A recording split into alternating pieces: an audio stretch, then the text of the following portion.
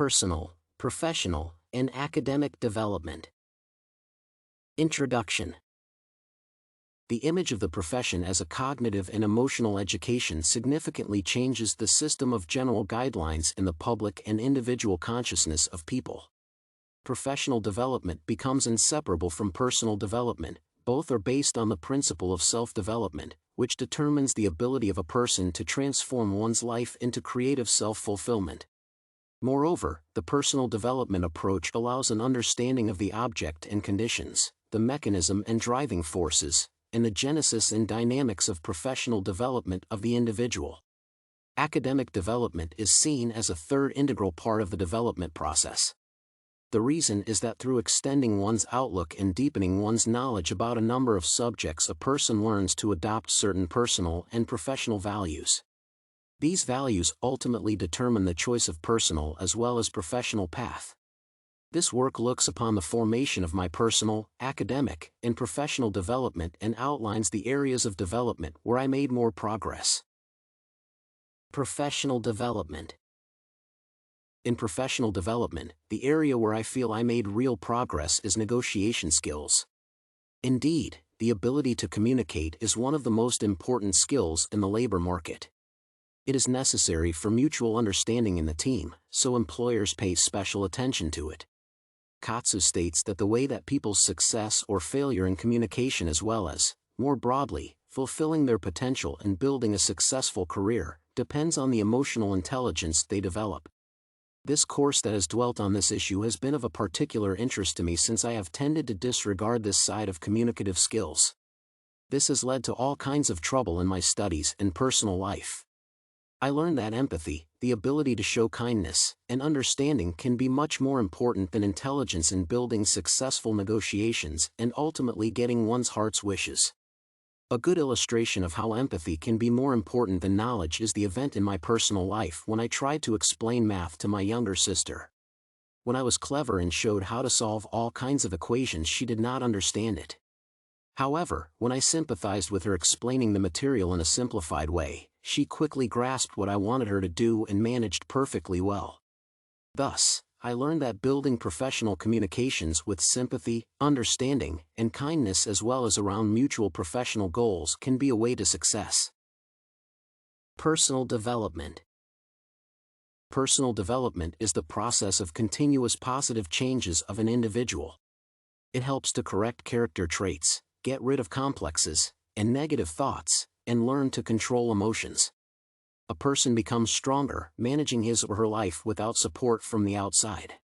The area where I feel I made great progress in personal development is the ability to rely on my own resources in a difficult situation and my ability for self-control.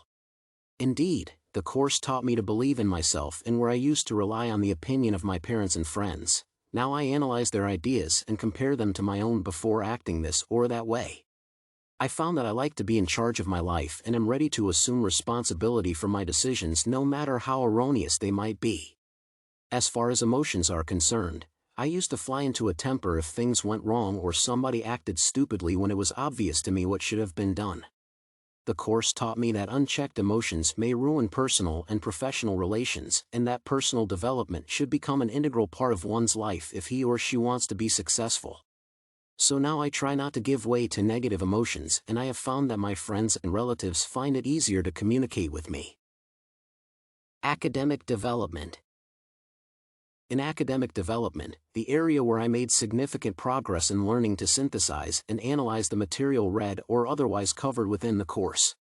Synthesis is understood as a research method that consists in determining the relationships between different entities and combining various elements into a single whole.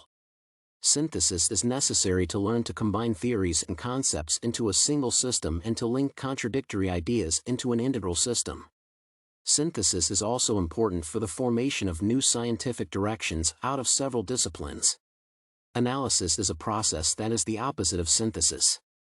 This is a method of scientific research when a complex object is divided into its component parts. Each part and the connections between them are being studied. Synthesis is related to analysis since these are the main ways that play a fundamental role in scientific knowledge, two inseparable processes. The course helped me to establish links between different parts of my studies so that I feel that they crystallize into a single whole. On the other hand, now I can understand what parts each course consists of and how they correlate to each other. I hope the use of synthesis and analysis in my studies and work will help me become a well-prepared specialist who not only has bits of knowledge in different fields but also sees how these fields correlate and what interdependencies exist in different academic contexts. Conclusion. Personal, professional, and academic development are interrelated processes that aim at helping a person to be successful in personal, academic, and work life. The main areas where I managed to make progress refer to negotiation skills, self-reliance and self-control, and analysis and synthesis skills. In negotiation skills, I managed to develop emotional intelligence that helps me to communicate more effectively with my family and colleagues. Self-reliance helps me to make judgments based on my ideas and assume responsibility for my decisions. Self-control assists me in keeping a check on my emotions, thus making communication easier. Analysis and synthesis skills help me to find correlations between different notions and unite them into a single whole or break them into respective parts depending on the aim of the research.